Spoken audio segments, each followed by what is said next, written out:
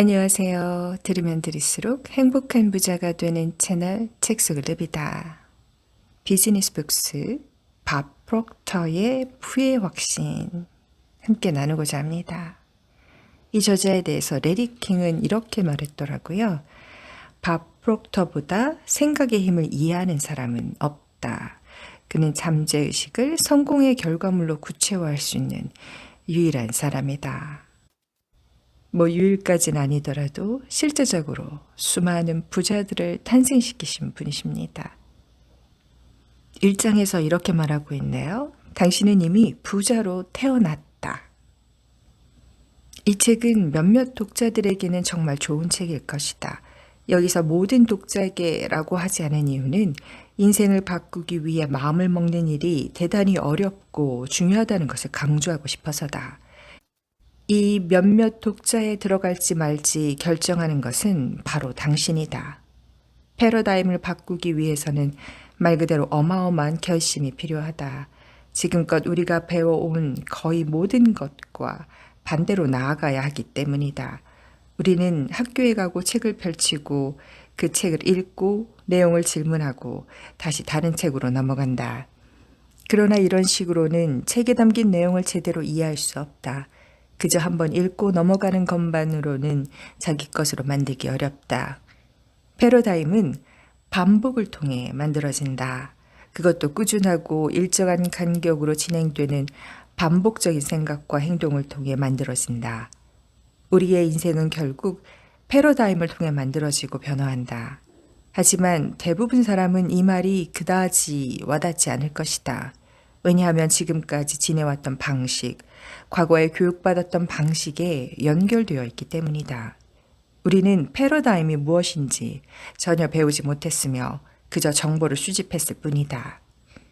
이른바 명문대라고 불리는 곳에서 학위를 취득하고서도 허우적대며 인생을 살아가는 사람들이 있다. 이들은 돈을 많이 벌지도 못하고 직장에서 높은 지위로 올라가지도 못한다. 사업을 하는 사람이라면 도산하거나 폐업하기도 한다. 아마도 이 대목에서 독자들은 아니 엄청나게 똑똑한 사람들이 왜 그런 거지? 라고 생각할 것이다. 사실 이 사람들은 그다지 똑똑하지 않다. 엄청나게 많은 정보와 지식을 축적했지만 이를 활용하지 않고 내재된 패러다임에 따라 행동한다. 어떻게 해야 하는지 배우고 이를 아는 대로 행동하지 않고 무언가 알 수 없는 이유로 그 사실조차 깨닫지 못하는 것이다. 즉, 이들은 잠깐 멈춰서서 자신의 행동을 돌아보지 못하고 가지고 있는 정보, 지식과 관련 짓지 못한다. 수년에 걸쳐 내가 깨달은 사실은 성공한 사람들에게는 무의식적으로 발휘하는 능력이 있다는 것이다. 이들은 왜 자신이 그렇게 행동했는지 똑 떨어지게 설명하지 못했다. 수백만 달러를 보유한 자산가, 명망 있는 기업의 창업자 역시 그 이유를 알지 못하고 자녀들에게도 알려줄 수 없었다.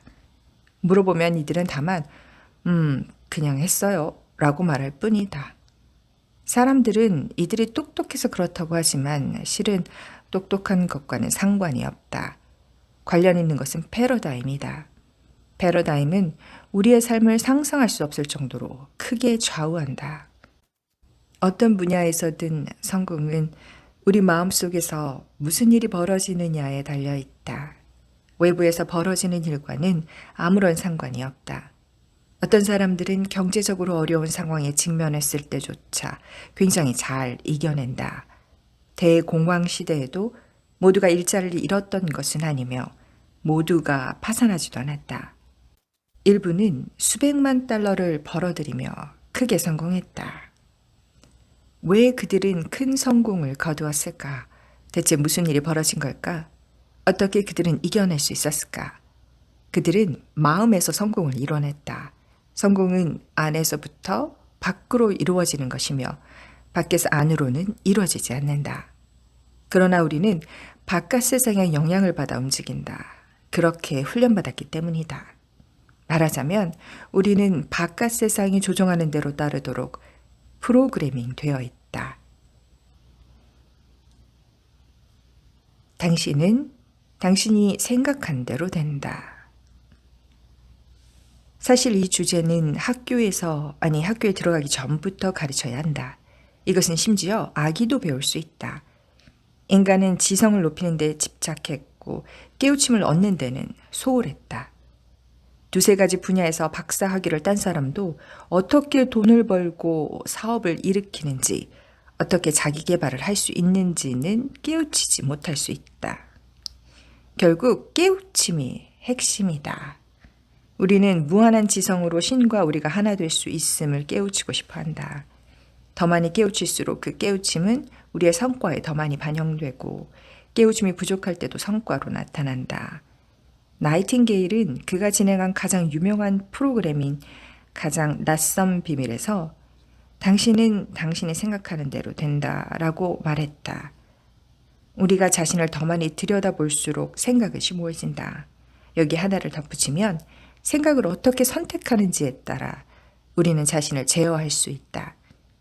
이 세상에서 우리가 바꿀 수 있는 부분은 단 한 가지, 바로 자기 자신이다. 이 사실을 이해하고 시작해야 한다. 그 외에는 아무것도 바꿀 수 없다. 우리를 둘러싼 상황이나 조건을 바꿀 수 없으며 계속 벌어지는 상황에 적응하면서 앞으로 나가야 한다. 그리고 그런 외부 조건보다 우리 자신이 더 크고 위대한 존재임을 이해해야만 한다. 나는 외부 조건에 그다지 많은 시간을 할애하지 않는다. 상황은 곧 지나가며 또 다른 상황이 찾아올 테니 말이다. 바깥 세상에는 허락만 된다면 우리를 지배하려고 달려드는 뭔가가 있기 마련이다. 나는 그렇게 내버려두는 것을 선택하지 않았다. 내가 나를 지배한다. 나가 관건은 무엇을 생각하느냐가 아니라 무엇을 내면화하느냐다. 생각은 내면화하지 않고도 할 수 있기 때문이다. 그러나 우리는 이 생각을 내면화해야 하고 감정을 담아야 한다. 그렇지 않으면 아무런 도움이 되지 않을 것이다. 생각을 그저 의식하기만 하면 부자가 되고 싶다고 생각하면서도 가난하게 살 수 있다. 부자가 되겠다는 생각을 내면화해야 가난에서 벗어날 수 있다. 원하는 세계에 생각의 주파수를 맞춰라. 청명한 날에 하늘을 올려다보면 조각구름들이 모이는 모습을 볼 수 있다. 구름은 점점 커지고 어두컴컴해지다 이내 콰르릉 하고 물을 쏟아낸다. 그곳에 아주 오래도록 머물러 보면 그 물이 원래 나왔던 곳으로 바로 돌아가는 광경을 볼 수 있다. 형태에서 형태로 이동하는 에너지다. 에너지는 본래 나왔던 원천으로 되돌아간다. 이것이 바로 우리의 본질이며 우리가 사용하는 모든 것에 관한 진실이다. 우리는 법칙에 따라 산다. 대부분 사람은 이 법칙을 이해하지 못하기에 인생의 많은 시간 동안 조화를 이루지 못하며 살고 있다. 법칙을 이해하고 우리의 삶이 그 법칙과 조화를 이루도록 끌어갈 때 상황은 올바른 방향으로 움직이기 시작한다. 시인 랄프 월도 에머슨은 인과의 법칙이야말로 법칙 중의 법칙이라고 했다. 우리는 뿌린 대로 거둔다. 큰 호의를 베푸면 큰 보답을 받는다. 우리가 그 법칙과 조화를 이루었기 때문이다. 론다 번의 시크릿이 출간됐을 때 이 책은 큰 도움이 되면서도 많은 사람을 혼란에 빠뜨리기도 했다. 이들은 끌어당김의 법칙을 믿는다. 어떤 일에 대해 생각하면 그 일을 끌어당길 수 있다는 법칙이다. 하지만 끌어당김의 법칙을 이야기하는 사람 대부분은 진정으로 이 법칙을 이해하지 못한다. 끌어당김의 법칙은 부차적인 법칙일 뿐 근본적인 법칙은 진동의 법칙이 있다.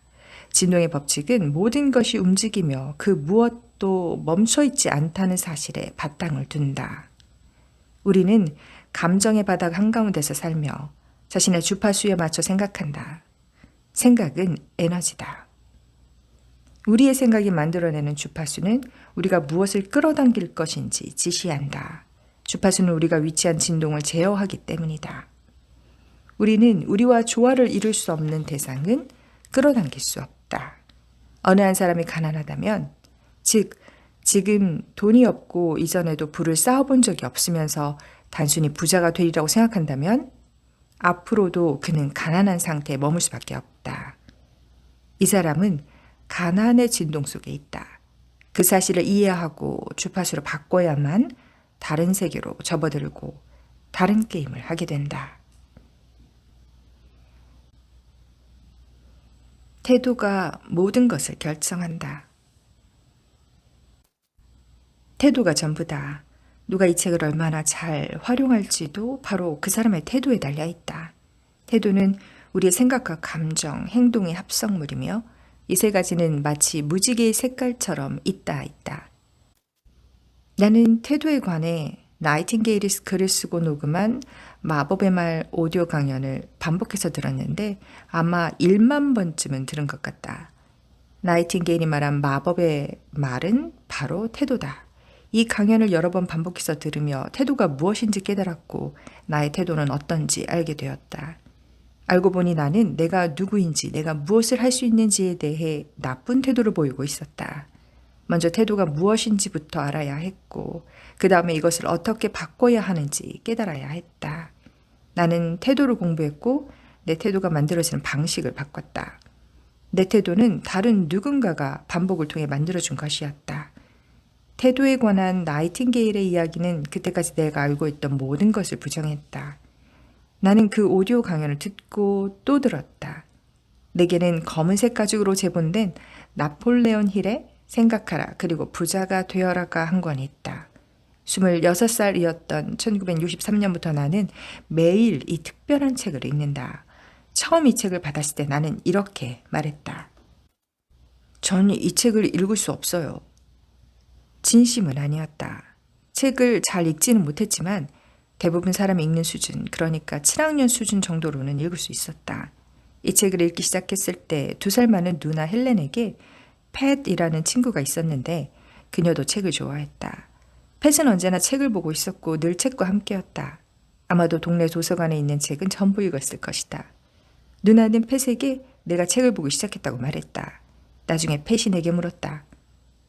헬렌이 그러는데 너 요즘 책 본다며? 뭐 읽는 중이야? 좋은 책이야. 누나도 좋아할 것 같아. 생각하라. 그리고 부자가 되어라. 팻은 미소를 띄었다. 몇 달 후 다시 팻을 만났다. 너 지금도 책 읽니? 요즘 뭐 읽는데? 생각하라. 그리고 부자가 되어라. 세상에, 지난번 만났을 때 내가 푹 빠져있던 책 아니야? 맞아. 아직도 그 책을 읽고 있어. 팻은 나를 약간 희한하다는 듯 바라보았다. 다시 몇 달이 지나고 그녀가 물었다. 지금도 책 읽고 있어? 뭐 읽는데? 생각하라. 그리고 부자가 되어라. 그 책 한 권을 정말 오랫동안 읽었다. 당시 나는 패러다임을 바꾸는 행동을 하고 있었던 것이지만 그것을 인식하지 못했다. 의도적으로 하는 일이 아니었다. 그저 읽고 있는 책에 마음을 빼앗겼을 뿐이었다.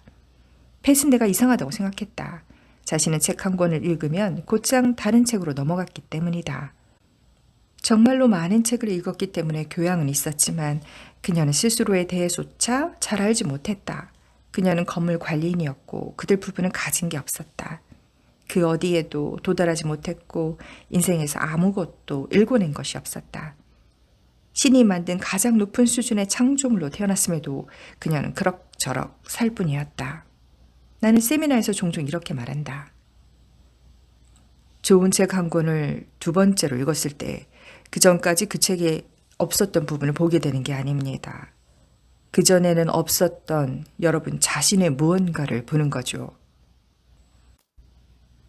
반복은 깨우침을 낳는다.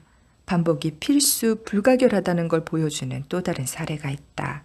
어렸을 적 잭 그레고리라는 친구가 있었다.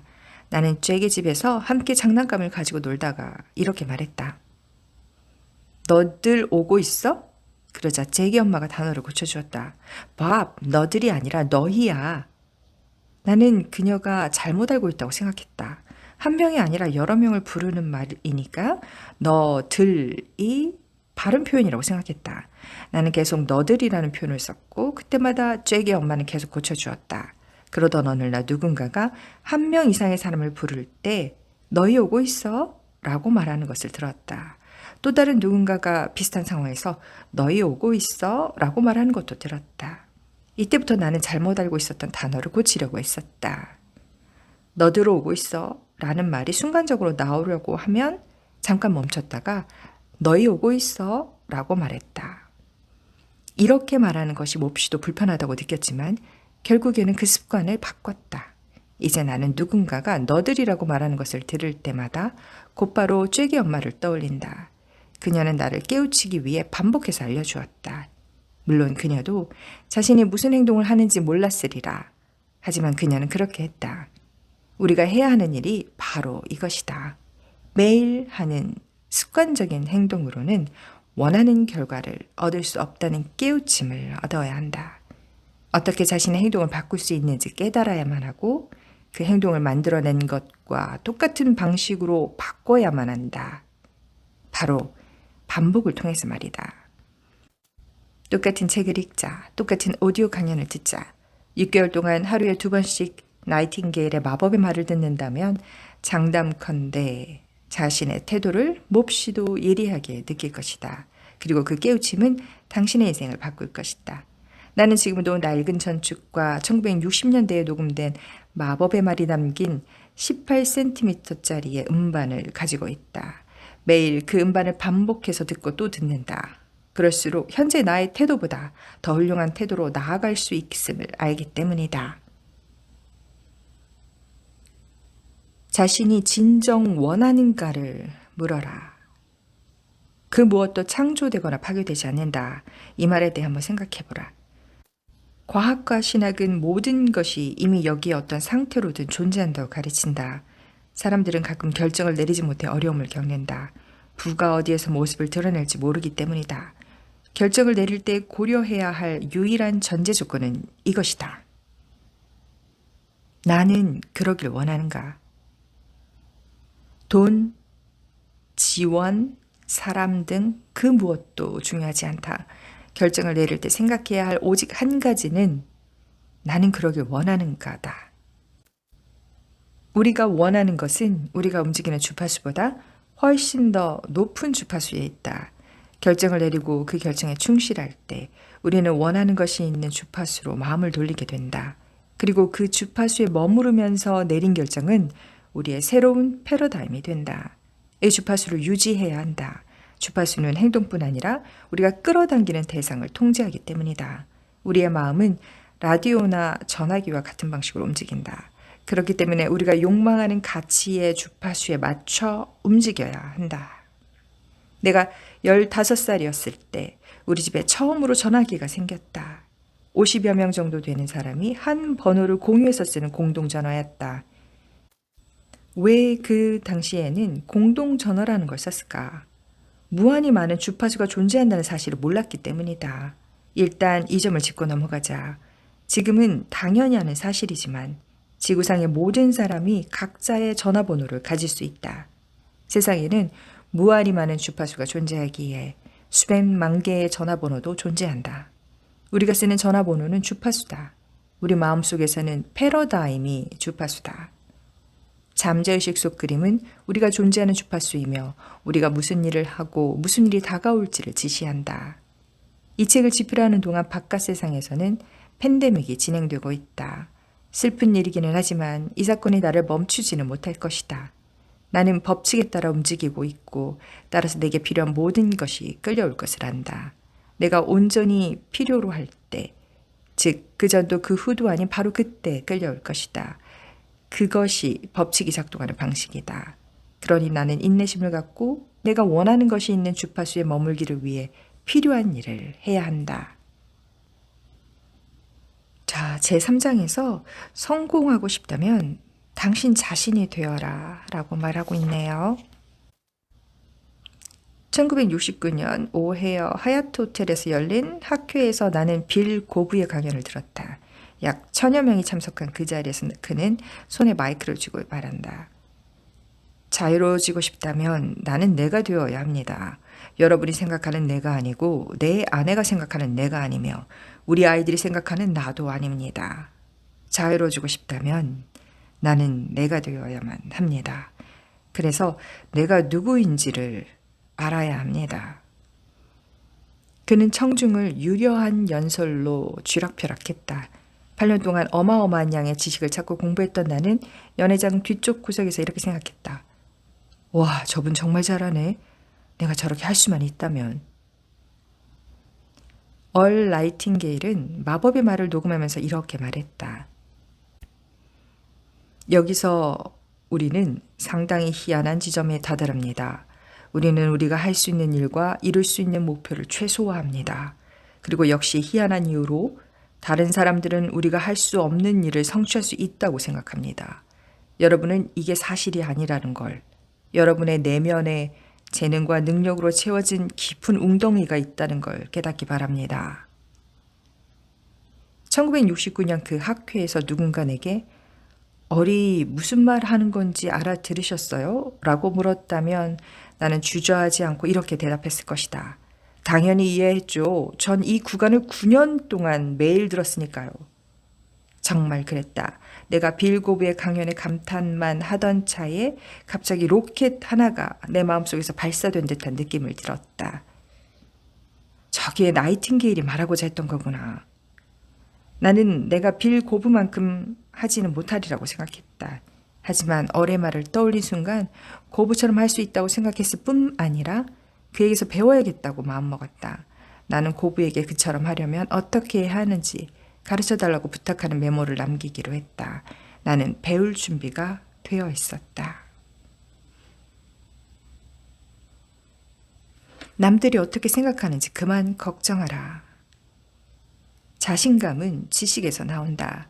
사람들이 자신감이 없다고 말할 때 이는 완벽한 진실은 아니다. 아마도 사람들은 옷을 차려입고 신발끈을 매고 차를 모는 것은 자신 있어 할 것이다. 더 많은 일을 할 수 있다고 확신하기도 한다. 그런데 정말로 하고 싶은 뭔가에 대한 자신감이 없다면 그건 어떻게 하는지 모르기 때문이다. 어떻게 하는지 더 많이 할수록 더 큰 자신감이 생긴다. 나는 고브가 어떻게 그렇게 강연을 잘하는지 배워야겠다고 결심했다. 그를 소개받은 뒤 수천 달러를 지불하고 몇 차례 그와 함께 시간을 보냈다. 지금의 나는 전혀 고브처럼 말하지 않는다. 그도 자기가 내게 말하는 법을 가르쳤다고 생각하지 않을 것이다. 당시 나는 말에 어느 정도 재주가 있었기에 그에게 말하는 법을 배울 필요가 없었다.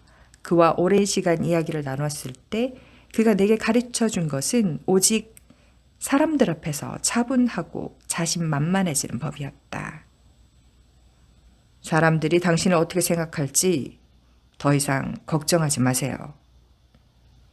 이것이 내가 그에게서 배운 것이다. 작가 테리 콜위테커는 당신이 날 어떻게 생각하든 나와는 상관없다라는 책을 썼는데 책 제목처럼 세상은 그런 법이다. 보이지 않는 생각을 믿는 법. 새로운 신념 체계를 세우면서 사람들은 당장 원하는 결과를 마주하지 못할 때 자신감을 잃을 수 있다. 스스로에 대한 새로운 비전이 단기간 내에 성과를 내지 못하면 어떻게 해야 할까? 이 문제를 이해하려면 두 가지 차원을 다뤄야 함을 깨달아야 한다. 즉, 의식적인 차원과 무의식적인 차원이다. 우리는 어떤 존재를 의식적인 차원에서는 믿지만 무의식적인 차원에서는 믿지 않을 수 있다. 예를 들어 생각하라 그리고 부자가 되어라를 읽은 뒤 자신의 돈을 더 많이 벌 수 있으리라고 믿게 되었지만 돈을 벌고 있지는 않다고 하자. 문제는 어디에 있을까?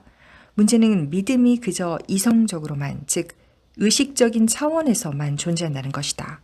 믿음은 주관적인 마음으로 통합되어야 하며 잠재의식 속에 올바르게 뿌리를 내린 후에야 성과로 발현된다.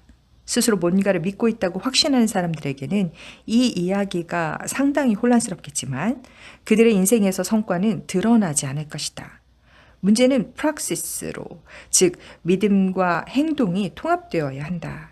나는 내가 뭔가를 할 수 있을 것이라 믿어 라고 말하면서 행동하지 않는 까닭은 믿음이 잠재의식 속에 뿌리를 내리지 못했기 때문이다. 반복과 시각화를 통해 믿음은 잠재의식 속에 뿌리를 내리고 성과로 드러나기 시작한다. 작가 조지 레너드는 저서 마스터리에서 뭔가를 이루기 위해 열중하다 보면 정체기가 온다고 했다.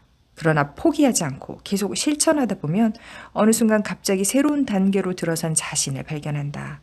언제 그런 도약이 찾아올지는 알 수 없다. 그러나 그 순간에 우리는 비약적으로 발전한다. 그렇게 무언가에 통달했을 때 엄청난 변화가 충격적일 정도로 빠르게 일어난다. 나는 1년에 4,000달러를 버는 수준에서 매달 14,500달러를 버는 수준으로 바뀔 거라고는 예상하지 못했다. 이런 일이 무언가에 통달했을 때 벌어진다. 이 과정에 걸리는 시간은 아마도 사람마다 다를 것이다. 나는 그 기간이 반복에 따라 달라진다고 생각한다. 다시 말해 얼마나 자주, 얼마나 깊이 고심하느냐에 달렸다. 반복이 핵심이다. 사람들은 세미나에 가고 책을 읽고 오디오 강연을 듣지만 성과가 나지 않아 금세 좌절하고 만다. 이들은 눈으로 볼 수 없는 온갖 일들이 벌어지고 있다는 사실을 이해하지 못한다. 우리는 보이지 않는 세계의 일부다. 사실 보이지 않는 세계가 가장 큰 세계다. 그 무엇도 만들어지거나 파괴되지 않고 진동의 법칙에 따라 만물은 서로 다른 주파수로 진동한다. 그러나 모든 주파수는 한 단계 위의 주파수와 한 단계 아래의 주파수에 맞물려 있기에 만물은 연결되어 있다. 보이지 않는 세계와 보이는 세계는 연결되어 있다. 영은 완전히 정반대의 형태로 발현된다. 우리가 살고 있는 몸의 내부에서 그리고 그 몸을 통해 활동한다. 평범한 사람들은 사실 이 사실에 대해 아무것도 모른다. 혹은 머리로는 믿지만 변화를 일으키지 못하고 좌절한다. 나폴레온 힐이 말했듯 사람들은 부자가 되는 고지를 7cm쯤 남겨두고 멈춰버린다. 프라이스 프리쳇은 저서 U2에서 증거의 부재가 부재의 증거는 아니다 라고 말하며 이렇게 덧붙였다. 빙산을 떠올려보자. 우리는 그곳에 실제로 존재하는 것의 끄트머리만 본다. 마찬가지로 우리는 성취할 수 있는 결과에 대해서 지대한 차이를 만들어낼 보이지 않는 물질들도 보지 못한다. 나는 당신이 이해하지 못하는 것, 그리고 대부분 사람에게는 아주 낯선 것을 다룬다. 보통의 사람들은 자기 자신에 대해 거의 잘 모른다. 학교에서 우리는 자기 자신에 대해서는 아무것도 배우지 않는다. 심리학을 공부했다 해도 우리가 누구인가에 대한 본질에는 결코 다가가지 못한다. 이 모든 것이 머리로 아는 차원에 남아있을 뿐 우리가 누구인지에 대한 영적인 본질에는 절대로 다가가지 못한다. 상당히 슬픈 일이다. 새로운 패러다임을 만드는 3가지 규칙. 다음은 몇 가지 기본적이고 간단한 규칙이다. 이 규칙을 따르면 승리하지만 따르지 않으면 패배한다. 높은 목표를 설정하고 그 목표를 쫓고 싶다면 무조건 따라야 하는 3가지 규칙이 있다. 첫 번째는 결정이다. 두 번째는 시각화의 이해다. 세 번째는 규율이다. 이 규칙들은 내가 태도를 계속 올바르게 유지하고 나 자신과 회사를 위해 상황을 올바른 방향으로 움직이는 방법이기도 하다. 앞서 여러 차례 내비를 언급했는데 자기 개발 분야에서 그의 업적은 내게 커다란 영감을 안겨주었다. 내 태도를 부정적인 쪽에서 긍정적인 쪽으로 바꿔놓은 한 가지는 잠자리에 들기 직전 내비리 했던 다음 질문을 반복하는 것이었다. 만약 내 꿈이 이루어졌다면 내 기분은 어떨까? 나는 매일 다양한 질문을 하고 다양한 꿈을 그리며 무엇보다 기분을 아주 중요하게 여긴다. 핵심은 어떻게 생각하느냐가 아니라 어떻게 느끼냐다. 우리는 우리가 생각하는 대로 되는 것이 아니라 느끼는 대로 된다. 생각은 의식적인 마음이고 기분은 잠재의식이기 때문이다. 이것이 인간이라는 존재의 보편적인 측면이다. 느끼기 위해서는 그 꿈이 이루어지는 모습을 보는 것, 즉 시각화가 필요하다. 결과를 향해서가 아니라 결과에서 출발해야 한다. 여기 굉장히 중요한 말 나옵니다. 반복해 볼게요. 결과를 향해서가 아니라 결과에서 출발해야 한다. 제대로 했다면 올바른 길을 따라갈 수 있고 목표가 현실로 드러나는 것은 단순히 시간 문제일 뿐이다. 이미 우리는 지성과 감성, 마음속으로 그 목표를 일궈냈기 때문이다. 물론 누구도 그 생각의 잉태 시간이 얼마나 되는지는 알지 못한다. 여기서 신념이 필요하다. 뛰어난 성과를 내는 패러다임의 또 다른 측면들을 살펴보자. 첫 번째 생각은 당신이 어떻게 느끼고 행동하는지에 책임을 지라는 것이다. 에너지는 우리를 통해 흐르고 그 에너지를 원하는 방향으로 끌고 가는 것은 우리에게 달렸다. 이런 식으로 한번 생각해 보자. 우리는 영적인 존재다. 우리는 혼을 가진 게 아니라 우리 자신이 혼이다. 영은 혼이 지시를 내려주기를 기다린다. 그렇기 때문에 우리는 기다려봐. 그러면 주실 거야. 라는 말을 듣는다. 가고 싶은 곳이 어딘지를 이미지를 만들어내야 한다. 영은 언제나 우리를 향해 우리를 통해 흐르고 우리는 그 영을 이끌어야 한다. 혼은 자기를 향해 자기를 통해 흐르는 에너지를 영원히 이끌어야 한다. 모든 것이 우리에게 달렸다. 신은 우리가 어디로 가야 할지 정해주지 않는다. 그 결정은 우리가 한다. 신은 행하지만 우리는 결정을 내린다. 신은 우리를 통해 모든 일을 행한다. 우리의 존재 구석구석에 존재하는 신은 합법적이고 질서정연한 방식으로 힘을 발휘한다. 신은 우리의 이미지를 가져와 바꿔놓으며 그때부터는 이미지는 형태를 갖추기 시작한다. 이제 우리의 꿈이 물리적인 형체를 갖추는 것은 시간 문제다. 사람들은 우리가 꽤 오랫동안 봐왔던 꿈을 볼 수 있게 된다. 두 번째 원칙은 원하는 것이 무엇인지 결정하고 마치 이미 얻은 양 행동하는 것이다. 우리가 원하는 것이 한 가지 상태가 아니라면 다른 상태로라도 이미 이곳에 존재한다. 대부분 사람은 그 점을 이해하지 못한다. 즉, 그 무엇도 창조되거나 파괴되지 않으며 모든 것이 이미 이곳에 존재한다는 것을 이해하지 못한다. 그래서 베르너 폰 브라운은 케네디 대통령에게 사람을 달에 보내는 데 필요한 건 의지가 전부라고 말한 것이다. 우리의 목표를 달성하기 위한 방법과 수단은 이미 여기에 존재한다. 우리는 그저 그 방법과 수단에 손을 내밀기만 하면 된다. 우리가 결정할 때 유일하게 해야 할 일은 바로 이 질문을 하는 것이다. 나는 진정 이 일을 원하는가? 자, 여러분은 어떤 사람이 될지 결정하셨죠? 오늘도 이한권의 멋진 책으로 여러분의 삶을 이루고 누비고 즐기세요.